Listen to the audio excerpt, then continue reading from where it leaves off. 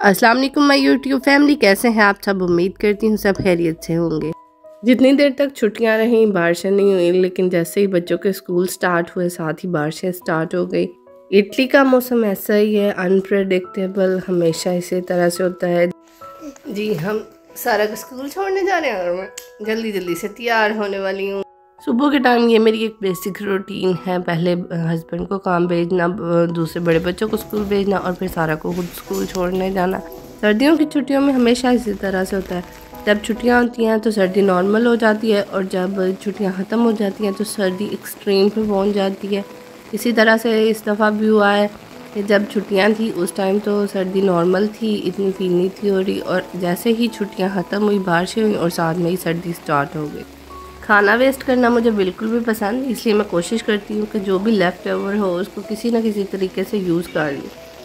आलू गोभी का सालन आज बना हुआ था तो मैंने उसको रोटियों में डालकर बच्चों को पराठे बना दिए, आलू गोभी वाले पराठे बना दिए। सारा ने पराठा नहीं खाया क्योंकि मिर्ची थी, इसलिए उसके लिए मैंने थोड़ा सा पास्ता बना दिया। बच्चों की परवरिश एक बहुत ही मुश्किल काम है। हम परफेक्ट नहीं हैं, ना ही हम हो सकते हैं, ना ही हम बच्चों को परफेक्ट बना सकते हैं, लेकिन हमें कोशिश करते रहना चाहिए कि जितना हो सके बच्चे सेल्फ इंडिपेंडेंट हों। अगर हम उनके साथ हैं या नहीं हैं, वो अपने काम खुद से कर सकें। मैं परफेक्ट मॉम नहीं हूँ, लेकिन मैं कोशिश करती हूँ कि बच्चों को काम करने की आदत हो।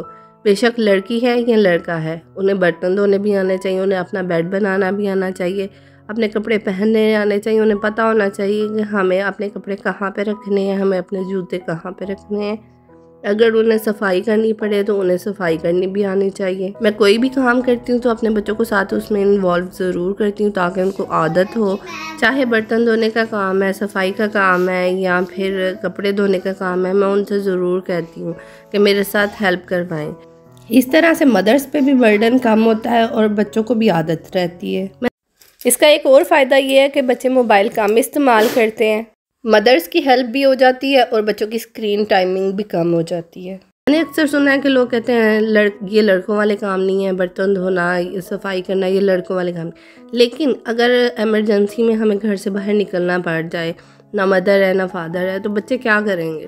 अगर उनको ये छोटे मोटे काम आते होंगे तो वो खुद से अपने आप को मैनेज कर लेंगे, अपने लिए थोड़ा बहुत खाना बना लेंगे और बर्तन वॉश करके रख देंगे ताकि घर में मैस ना हो। तो क्या ये अच्छी बात नहीं है। बच्चियों में बाय नेचर ये बात होती है कि वो उन्हें काम में इंटरेस्ट होता है और वो जब भी अपनी मदर को काम करते देखती हैं तो उसके साथ काम करना शुरू कर देती हैं, चाहे बर्तन धोने का काम है चाहे सफाई का काम। तो उनको बोलना कि नहीं आप छोटी हो, आप अभी ना करो, तो ये भी गलत बात है।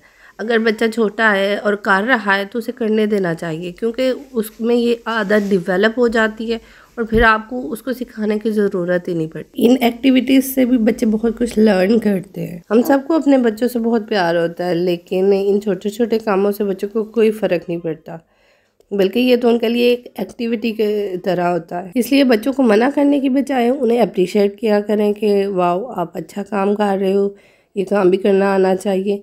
मेरे बच्चे कुकिंग में भी मेरी हेल्प करते हैं और उन्हें शौक़ है, वो कभी कोई चीज़ बना लेते हैं अपने लिए और कभी कोई चीज़ बना लेते। सारा छोटी है, लेकिन जब भी वो कभी इस तरह से काम कर रही हो तो मैंने कभी भी उसे मना नहीं किया। मुझे लगता है बहुत से लोग मुझसे एग्री करते हैं इस बात पे कि इस तरह से बच्चों को काम करने की आदत होनी चाहिए।